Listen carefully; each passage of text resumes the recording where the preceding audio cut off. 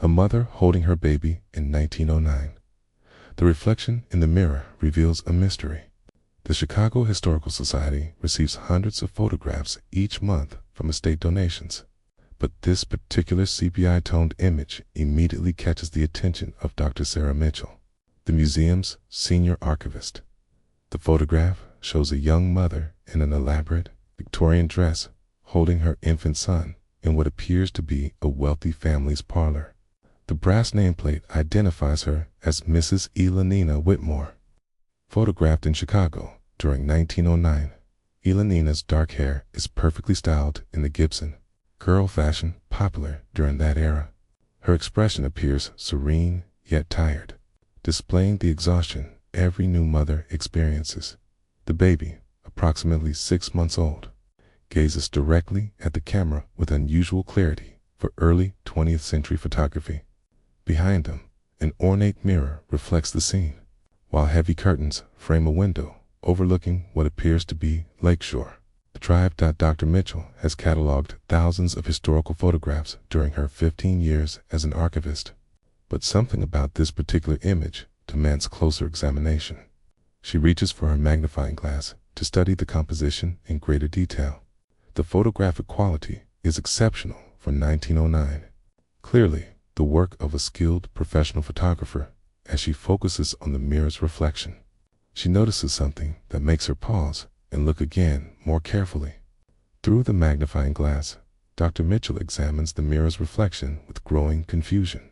In the background of the reflected image, partially obscured by the parlor's doorway, stands a figure that appears to be a woman in dark clothing.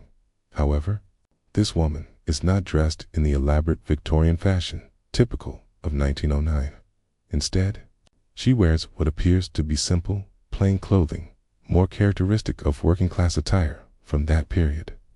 The figure's posture suggests she is deliberately trying to remain hidden. It's positioned just outside the main composition, but clearly visible in the mirror's reflection. Her clothing is notably different from the wealthy family's elaborate furnishings and Elanina's expensive dress. Most intriguingly, the woman appears to be holding something in her hands, though the reflection makes it difficult to determine exactly what the object might be. Dr. Mitchell calls her colleague, Dr. James Crawford, the museum's photography expert, to examine the image. When he arrives, she wordlessly hands him the magnifying glass and points to the mirror's reflection. Crawford studies the image for several minutes, his expression growing increasingly puzzled as he focuses on the mysterious figure. The photograph's authentication documents confirm its genuine 1909 origin. The paper stock, photographic techniques, and chemical composition all verify the image's authenticity. There are no signs of tampering, double exposure, or later manipulation. Yet the presence of this additional person, seemingly trying to avoid detection, raises immediate questions about the circumstances surrounding this apparently simple family portrait. Dr. Crawford photographs this mysterious reflection using the museum's high-resolution equipment, isolating and enhancing the image to reveal greater detail. The enhanced version shows that the hidden woman appears to be older, possibly middle-aged, and is definitely holding a rectangular object that could be a book, letter, or a small package. Dr. Mitchell begins researching the Whitmore family through Chicago's T records from 1909. Elanina Whitmore was indeed a real person, married to industrialist Thomas Whitmore, who owned several steel foundries throughout the city. They lived in a mansion on Lakeshore Drive, and city birth records confirm that Elanina gave birth to their son, William, in March 1909, which aligns perfectly with the photograph's timing. The family's social standing in Chicago society was prominent. Thomas Whitmore was involved in various business ventures and served on several civic committees. Elanina was active in women's charitable organizations and frequently hosted social gatherings for Chicago's elite families. Their wealth and status made them regular subjects of newspaper society pages during that era. However, Dr. Mitchell discovers something unusual in the city records. The Whitmore household employed only 3 domestic servants, according to official documentation: a cook, a housemaid, and a groundskeeper. None of the employment records describe a woman matching the appearance of the figure in the mirror's reflection. This discrepancy suggests that whoever was present during the photograph session was not part of the household's regular staff, raising questions about her identity and purpose for being there. The photographer's stamp on the back of the image identifies the artist as Frederick Ashford, a well-regarded portrait photographer who operated a studio in downtown Chicago during the early 1900s. Dr. Mitchell locates Ashford's business records in the Chicago Historical Society's archives, discovering that he maintained meticulous appointment books and client files. Ashford's records show that the Whitmore portrait session was scheduled for October 1909 at the family's Lakeshore Drive mansion. The appointment notation includes an unusual detail: special session, extended time required, additional compensation agreed. This suggests that the photography session was more complex or time-consuming than typical family portraits of that era. More intriguingly, Ashford's personal notes about the session, written in his characteristic, careful handwriting, describe the shoot as challenging due to household circumstances. He mentions having to wait for private family matters to be resolved before beginning the photography work. The notes also reference unusual requests regarding positioning and background elements. The photographer's client payment records show that Thomas Whitmore paid significantly more than Ashford's standard rate for family portraits. The invoice includes an additional charge listed simply as discretionary services, which was not a typical line item in Ashford's other client files. These unusual financial arrangements suggest that the Whitmore family portrait involved circumstances beyond the standard family photography session, potentially explaining the presence of the mysterious woman in the mirror's reflection. Dr. Mitchell discovers Elalina Whitmore's personal diary in the Chicago Public Library's historical manuscript collection, donated by the family decades after her death. The diary entries from October 1909 reveal a woman experiencing significant emotional distress during the period when the photograph was taken. Elalina's writing describes ongoing tensions within the household, particularly concerning what she refers to as Thomas's obligations to his sister's memory. The entries reveal that Thomas had a sister, Margaret, who died in 1908, leaving behind a young daughter. Elalina's diary suggests that there were complicated family discussions about the child's future care and custody arrangements. The most revealing entry, dated October 10, 1909, just 5 days before the photograph session, reads, "The woman arrived today as Thomas promised she would. She seems kind enough, though I confess I am not entirely comfortable with the arrangement. She insists on observing our daily routines, including little William's care, claiming it is necessary for her evaluation. I understand the legal requirements, but having a stranger scrutinize our family life feels intrusive." Elalina's subsequent entries describe this woman as Miss Catherine Morrison, who appears to be some sort of social investigator or family court representative. Morrison was apparently conducting an assessment to determine whether the Whitmore family would be suitable guardians for Thomas's orphaned niece. Elalina expresses anxiety about being judged as a mother and wife, particularly given the social expectations placed on wealthy Chicago families during that era. The diary reveals that Elalina specifically requested that Miss Morrison not be visible in the family portrait, as she wanted the photograph to represent their immediate family unit, rather than include evidence of the ongoing legal proceedings. Court records from Cook County revealed the full scope of the legal situation surrounding the Whitmore family in 1909.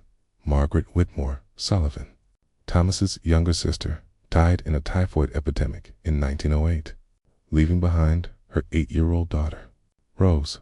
Margaret's husband had died 2 years earlier, making Rose a complete orphan. The court appointed Miss Catherine Morrison, a trained social investigator, to evaluate potential guardian families for Rose. Thomas Whitmore had petitioned the court to become Rose's legal guardian, but the process required extensive evaluation of the family's suitability, financial stability, and emotional capacity to care for an N. Additional child, Miss Morrison's official reports filed with the Cook County Family Court provide detailed observations of the Whitmore household during her October 1909 evaluation period. Her notes describe Elalanina as a devoted mother who demonstrates appropriate maternal instincts with her own infant son, but also mention that Elalanina appeared somewhat overwhelmed by the prospect of caring for an additional child, particularly one who had experienced recent trauma. The reports revealed that Miss Morrison spent several days observing the family's daily routines, including mealtimes, child care practices, and household management. Her presence during the photograph session was part of her comprehensive evaluation, as she wanted to document the family's presentation of themselves and their home environment. The mystery of the woman in the mirror is solved. Miss Catherine Morrison was deliberately positioned outside the main photographic composition at Elalina's request, but her reflection was inadvertently captured in the ornate mirror. She was holding her official evaluation notebook, which explains the rectangular object visible in the enhanced image. The court records reveal the outcome of Miss Morrison's investigation and its impact on the Whitmore family. Her final report, submitted to Cook County Family Court in November 1909, recommended that Thomas and Elalina Whitmore be approved as legal guardians for 8-year-old Rose Sullivan. Miss Morrison's evaluation praised Thomas's financial stability and Elalina's maternal capabilities, but noted that Elalina's initial reluctance appeared to stem from genuine concern about providing adequate attention to both children, rather than any lack of compassion. The report recommended a trial guardianship period with regular, acute, follow-up evaluations to ensure Rose's successful integration into the family. Subsequent court documents showed that Rose was placed with the Whitmore family in December 1909. City school records indicate that she was enrolled in the same private academy attended by other children from Chicago's wealthy families. Medical records showed that she received proper health care and developed normally under the Whitmore's care. Chicago Newspaper Society pages from 1910 and 1911 occasionally mention the Whitmore family's charitable work, including their support for orphaned children's causes. These references suggest that Rose's presence in their household may have inspired Elalanina to become more active in helping other children who had lost their parents. The 1920 federal census lists Rose Sullivan as a member of the Whitmore household, indicating that the guardianship arrangement was successful and long-term. By that time, she would have been 19 years old and still residing with the family that had raised her for over a decade. The Whitmore family story continues through city records and newspaper archives well into the 1920s and beyond. Thomas's steel foundry business prospered during World War I, and the family maintained their prominent position in Chicago society. Elalanina became increasingly involved in children's welfare organizations, likely influenced by her experience with Rose's guardianship. William Whitmore, the baby in the 1909 photograph, grew up to attend Northwestern University, where he studied engineering. Newspaper announcements from 1932 describe his marriage to Mary Catherine Henderson, daughter of another prominent Chicago industrial family. The wedding announcement mentions that his adopted sister, Rose, served as one of the wedding organizers. Rose Sullivan, the orphaned girl whose custody evaluation led to Miss Morrison's presence during the photograph session, is listed in Chicago city directories through the 1940s. She worked as a teacher in the Chicago public school system and never married, dedicating her career to education. Her obituary in 1963 specifically mentions her gratitude to the Whitmore family, who provided her with love and opportunity after her parents' death. Elalina Whitmore lived until 1945, passing away at age 78. Her obituary describes her decades of volunteer work with children's charities and notes that she was survived by her son William, her adopted daughter Rose, and several grandchildren. The obituary makes no mention of the circumstances that brought Rose into their family, suggesting that by then she was simply considered a full family member. The family story demonstrates how a single photograph can capture a moment of transition and uncertainty that ultimately led to positive outcomes for everyone involved. Dr. Mitchell's research into Miss Catherine Morrison reveals a woman who was ahead of her time in the field of child welfare and family services. Born in 1875, Morrison was one of the first trained social investigators employed by Cook County Family Court as part of the Progressive Era's efforts to professionalize child protection services. Morrison's personnel file, preserved in the Cook County Government Archives, shows that she conducted over 200 family evaluations. During her career from 1905 to 1925, her reports were known for their thoroughness, and objectivity, and judges frequently relied on her recommendations for custody and guardianship decisions. Her evaluation methods were considered innovative for the time period, rather than simply reviewing financial documents and conducting brief interviews. Morrison insisted on observing families in their natural daily routines. She believed that seeing how parents interacted with children during ordinary activities provided better insights than formal questioning sessions. The case files revealed that Morrison was particularly skilled at identifying families who had the emotional capacity to help traumatized Cobb's children heal from their losses. Her success rate was remarkably high, with very few of her recommended placements requiring later intervention or removal. Morrison's career ended in 1925 when she married Dr. Robert Chin, physician who worked with Chicago's immigrant communities. They moved to California, where she continued working with children's organizations on a volunteer basis. Her professional legacy influenced the development of modern social work practices, particularly in the area of family assessment and child placement. Her inadvertent appearance in the Whitmore family photograph serves as a reminder of the dedicated professionals who worked behind the scenes during the early 1900s to protect vulnerable children and create stable family. ENVIRONMENTS. Dr. Sarah Mitchell carefully places the historical photograph back in its protective sleeve. Her understanding of its significance is forever changed. What initially appeared to be a simple family portrait has revealed itself to be documentation of a crucial moment in 3 lives. Ella Lanina, learning to expand her maternal love; Rose, finding a new family after tragic loss; and Miss Morrison performing the vital work of protecting orphaned children. The mystery in the mirror's reflection was not supernatural or impossible, but rather evidence of the complex human story unfolding behind the camera. Miss Morrison's presence represented the intersection of professional duty and personal compassion that characterized the Progressive Era's approach to social welfare. The photograph now takes its place in the Chicago Historical Society's collection with new significance. The museum's placard reads, "The Whitmore Family, 1909. This portrait was taken during legal proceedings to place an orphaned child with a loving family." The reflection in the mirror shows Miss Catherine Morrison, social investigator whose evaluation made the successful placement possible. Visitors to the museum can now understand that historical photographs often contain layers of meaning beyond their apparent subjects. The Whitmore family portrait captures not just a moment in time, but a pivotal point in the development of professional child welfare services and the expansion of family definitions beyond biological relationships. Dr. Mitchell reflects on how many historical images might contain similarly hidden stories, waiting to be discovered through careful research and examination.